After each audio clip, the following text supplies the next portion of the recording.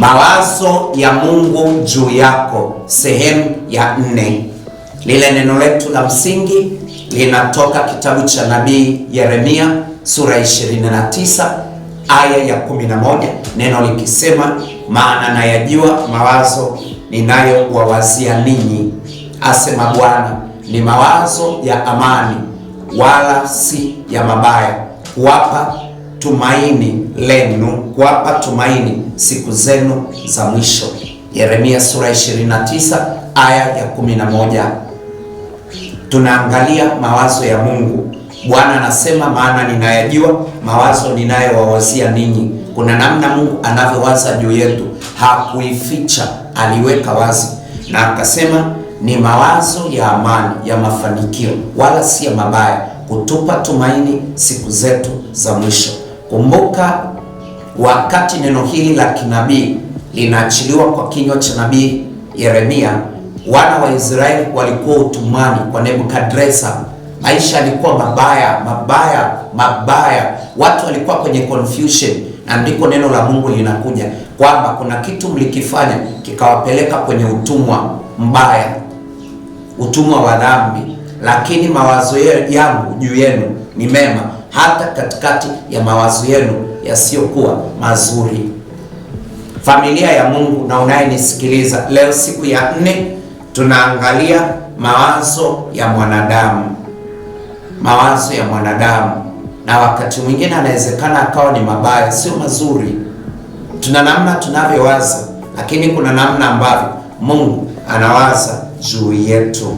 Kwenye kitabu cha Mwanzo sura ya 6 kuanzia aya ya 6, kuna neno ambalo Mungu analoliwasema juu ya binadamu, na naomba tuanzie hapo.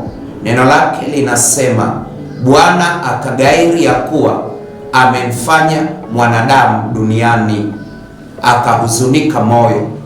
Mstari wa 7, Bwana akasema, nitamfutilia mbali mwanadamu niliyemfanya, nitamfutilia mbali mwanadamu niliyemfanya usoni pa nchi, maana mawazo yake ni mabaya siku zote. Mstari wa 5, Bwana akaona ya kuwa maovu ya mwanadamu ni makubwa duniani, na ya kwamba kila kusudi awazalo moyoni mwake ni baya siku zote. Mawazo anayotoka katika moyo wake ni mabaya siku zote. Wewe unawazaje? Una mawazo ya namna gani? Asili ya namna yako ya kuwaza. Kumbuka, mawazo ni kusudi. Tunazungumzia kusudi lako la kuishi kwako duniani, namna unavyowaza, namna unavyofanya vitu. Je, mawazo hayo yanalingana na mawazo ya Mungu? Kuna wakati tunabeba mawazo mabaya juu yetu, na inawezekana yametoka kwenye asili, sio mawazo ya mafanikio. Tumewaza kushindwa kwa yasiyowezekana. Mara ngapi umesema hili jambo haliwezekani? Inawezekana kuna watu tumekuwa nao wameshindwa kwenye kazi, kwenye biashara, kwenye elimu. Ni kitu ambacho hakijawezekana, na wewe ukasema haliwezekani. Tunatamani upate mawazo ya Mungu juu yako. Ukibeba mawazo ya kushindwa, utashindwa tu. Kama una mawazo hayo, unajua haitawezekana, lazima ubadili unavyofikiri, unavyowaza, your mindset. Na maandiko ameweka wazi sana juu ya sisi kubadili tunavyofikiri na namna ambavyo tunavyowaza. Na kuna mawazo wakati mwingine tunabeba ya mafanikio, mawazo mema, mawazo ya Mungu, mawazo ya kumfanikisha mtu. Wana wa Israeli wakati wametoka Misri, ilikuwa ni shida sana. Kuna wakati wakikutana na magumu walikata tamaa, wakarudi nyuma. Wakati wametoka Misri, kwenye kitabu cha Kutoka sura ya 17, Kutoka sura ya 13 aya 17, ilieleza wazi aina ya mawazo na fikra walizokuwa nazo ndani yao. Mnakumbuka tumesoma Kutoka 3 aya ya 6 na ya 7 na kuendelea, Mungu akisema, ninayajua maumivu yao, ninayajua mateso yao ya wasimamizi wao, nimekuja ili niwaokoe. Kwa sababu hiyo mawazo ya Mungu yalikuwa mema, ni bora, ya kuwafanikisha, ya kuwapeleka mbali. Lakini mawazo wao waliokuwa nao juu yao yalikuwa ni mabaya, hayakuwa mema, hayakuwa mema kabisa, hayakuwa mema.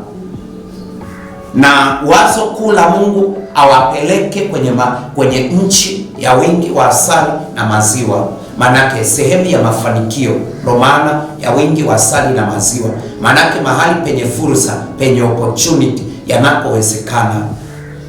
Lakini utaona wana wa Israeli hawakuweza kubeba mawazo ya Mungu ndani yao, na ndio maana wakaishia katikati. Kwenye kitabu cha Kutoka 13 aya 17 neno linasema, ilikuwa hapo Farao alipokwisha kuacha hawa wana waende zao. Kumbuka, kabla ya kuacha walipata pigo la 10, yale mapigo kutoka Mungu, na pigo la 10 lilikuwa kuua wazaliwa wa kwanza, kuanzia Farao anayeketi kiti cha enzi mpaka yule wa mwisho wa mtumwa, walikufa, wa wanadamu na wanyama. Na kwa sababu hiyo Farao akawacha waende. Sasa naomba tusome wazo la Mungu kwa hawa watu. Ilipokuwa hapo alipokwisha kuacha hawa watu waende zao, Mungu hakuongoza katika njia ya Wafilisti, ijapokuwa ilikuwa ni njia karibu, ilikuwa karibu. Maana Mungu alisema wasije wakagairi watu hawa hapo watakapokutana na vita na kurudi Misri. Neno la Kiingereza linasema watabadili mawazo yao na fikra zao warudi Misri wakikutana na vita. Kwa sababu hiyo akawaongoza kwa njia ya bara Hindi, ya njia hapo watakapokutana wasije wakagairi na kurudi Misri. Lakini Mungu akawazungusha hawa watu kwa njia ya bara kando ya bahari ya Shamu. Kwa sababu hiyo Mungu aliwaongoza kwa njia ndefu. Lakini pamoja na kuongoza kwa njia ndefu, walipopata habari za nchi ya Kanaani, kwenye kitabu cha Hesabu sura ya 13 aya ya 27 hadi ya 33, baada ya kupeleka wale wapelelezi, wakaambiwa nchi ile na wala watu wao Wanefili, wana wa Anaki, wanaoikaa ni majitu. Kwenye sura ya 13 aya ya 32 na 33, wakasema hatuwezi kupanda tupigane nao, maana wana nguvu kuliko sisi. Wakagairi, wakarudi Misri. Wakagairi, wakasema tulijiona nafsi zetu kama mapanzi, nao ndivyo walivyotuona. Walipata aina ya mawazo ya kushindwa, ya unyonge, ya udhaifu. Inawezekana ni mazingira ya kazini na vitu unavyokutana navyo, na wewe ukagairi. Kwenye sura ya 14 wakalia usiku kucha, Hesabu 14 aya ya kwanza hadi ya 32 33, kule mwishoni wakalia wakasema, kwa nini Bwana ametuleta ili tufe jangwani, sisi na watoto wetu? Je, kulikuwa hakuna makaburi kule Misri? Kwa nini Mungu ametuleta hapa tukafe sisi na watoto wetu na wanyama wetu? Kisha naomba tusome. Kisha wana wa Israeli wakamnung'unikia Musa na Haruni, mkutano wote wakawaambia, ingekuwa heri tungalikufa katika nchi ya Misri, au ingalikuwa heri kama tungalikufa katika jangwa hili. Mbona Bwana anatuleta katika nchi hii tuanguke kwa upanga? Wake zetu na watoto wetu watakuwa mateka. Je, si afadhali turudi Misri? Wakaambiana, na tumweke mtu mmoja awe akida tukarudi Misri. Haya ni Mawazo ya Mungu yalikuwa madogo kwenye maisha yao, hawakuweza kubeba kabisa mawazo ya Mungu.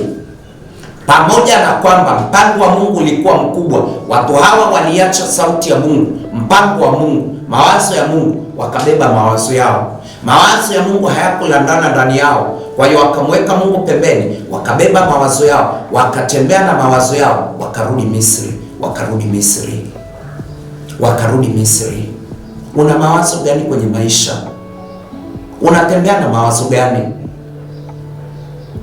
Anyway, binafsi sijali yametoka wapi, yalitoka kwenye dunia ipi, yalitoka kwenye vyanzo gani. Hayo mawazo yako unayoishi yametoka kwenye asili ipi? Vyanzo vyake ni vipi? Ndio maana unawaza ulivyo. Je, ni ya Mungu ama ni ya kwako? Wana wa Israeli walirudi Misri na mawazo ya Mungu hayakuweza kukaa ndani yao, wakageuka. Walipogeuka, hasira ya Mungu ikawaka. Yoshua na Caleb walijaribu kuwatuliza. Naomba tusome hapa sura ya 14 kuanzia mstari wa 5. Ndipo Musa na Haruni wakaanguka kifudifudi mbele ya mkutano na kusanyiko la wana wa Israeli, na Yoshua mwana wa Nuni na Caleb mwana wa Yefune waliokuwa miongoni wao walioipeleleza ile nchi, wakararua nguo zao. Mstari wa 7, wakasema na mkutano wote wa wana wa Israeli, nchi ile tuliyoipita kati yao kuipeleleza ni nchi ya ajabu mno, ni nchi tuliyopita kati yao kuipeleleza ni nchi ya ajabu mno. Ikiwa Bwana anatufurahia, atatuingiza atupatie, nayo ni nchi yenye wingi wa maziwa na asali. Nilisema tena, wingi wa maziwa na asali, ina fursa, inawezekana, tutafanikiwa. Mawazo ya Mungu ni mema. Lakini msiwaasi wala msiwaogope wenyeji wa nchi ile, maana tazama, wao ni chakula kwetu, uvuli uliokuwa juu yao umeondolewa, na Bwana yu pamoja nasi, msimwazi. Mawazo yaliyokuwa ndani yao sio ya Mungu. Wakanung'unika, hasira ya Mungu ikawaka, ikasema nitawaua wote, na wengi wao hawakufika. Kwa nini? Sio Mungu, ni aina ya mawazo waliokuwa nayo. Nimeuliza tena, mawazo ulionayo asili yake ni wapi? Yametoka kwa Mungu ama mtaani, ama umejitungia, ama yametoka na yatoka nayo na maisha? Una mawazo ya namna gani? Una mawazo ya Mungu ama una mawazo yako ya mtaani, au yanatokana na unavyovipitia? Ni muhimu sana ukaweza kubeba mawazo ya Mungu ndani yako. Mtafute Mungu, mtafute Mungu, mtafuteni Bwana maadamu anapatikana. Mtu mbaya na aache njia yake, mtu asiye haki ayaache mawazo yake. Wana wa Israeli hawakufika. Kilichowazuia wasifike ni hapa, mawazo yao, mawazo yao, their thoughts. Hawakuweza kubeba mawazo ya Mungu ndani yao, ndani yao. Kwenye sura ya 14 aya ya 24 inaeleza kitu cha ajabu sana. Huyu ni mtu aliyebeba mawazo ya Mungu ndani yake, hata katikati ya changamoto, shida na adha. Please, jaribu, utaona. Jaribu kulifanyia kazi, utaona matokeo yake. Aya ya 24 inasema, naomba tusome aya ya 23. Hakika yangu hawatoiona hiyo nchi niliyowapia baba zao na watu wote, kwamba nitawapa. Mstari wa 24, lakini mtumishi wangu Caleb, kwa kuwa alikuwa na roho nyingine ndani yake, naye ameniandama kwa moyo wote, nitamleta yeye katika nchi hii na kuingia, na uzao wake wataimiliki. Yoshua mwana wa Nuni na Caleb, maandiko anasema, lakini mtumishi wangu Caleb, kwa kuwa alikuwa na roho nyingine ndani yake, naye ameniandama kwa moyo, nitamleta. Una hayo mawazo ndani yako ya kimungu? Wote walikutana na changamoto, shida, lakini aina ya mawazo, spirit, roho iliyokuwa ndani yake ni tofauti na wengine, na Bwana akasema nitamleta, nitamuingiza na nitamfanikisha. Wengine walikufa. Soma hii sura 24 utashangaa. Soma kabisa upate mawazo ya Mungu juu yao. Na aya ya 26 hadi 28 nitaomba nisome, itakupa aina ya mawazo waliokuwa nayo. Kisha Bwana akanena na Musa na Haruni na kuambia, je, nichukuane na mkutano muovu huu uninung'unikiao hata lini? Ni aina ya mawazo. Hakujua mawazo ya Mungu. Nimesikia manung'uniko ya wana wa Israeli waninung'unikiayo. Aya 28, waambieni, kama niishivyo, asema Bwana, hakika yangu kama ninyi mlivyonena masikioni mwangu, ndivyo nitakavyo wafanyia ninyi. Walichosema kwa midomo yao, kumbuka, yametoka ndani. Ni aina ya mawazo kutokana na changamoto na yatokanayo na maisha. Waliyabeba ndani na Mungu akasema, hayo ndio nitakayowafanyia. Inawezekana umetembea na mawazo ya kulalamika kwa sababu hatukumjua Mungu. Ni vema sana ukabadili. Wao waliangamia, hawakufika kwenye yale mawazo ya Mungu. Mawazo ya Mungu aliyebeba watu wawili, kundi la watu maelfu kwa maelfu kwa mamilioni na malaki, wakafika watu wawili. Wengine waliofika ni watoto wao na wajukuu zao. Wao lile kundi, watu wawili tu. Mpango wa Mungu ulikuwa wazi, mawazo ya Mungu ni wazi, lakini ndani yao hawakuweza kubeba mawazo ya Mungu. Na ndivyo tulivyo wengi, ndio tulivyo wengi. Na inawezekana unapitia unachokipitia, sehemu kubwa inawezekana kukubeba mawazo ya Mungu, yakageuka kuwa mpango, yakageuka kuwa ni mpango kazi wa maisha yako.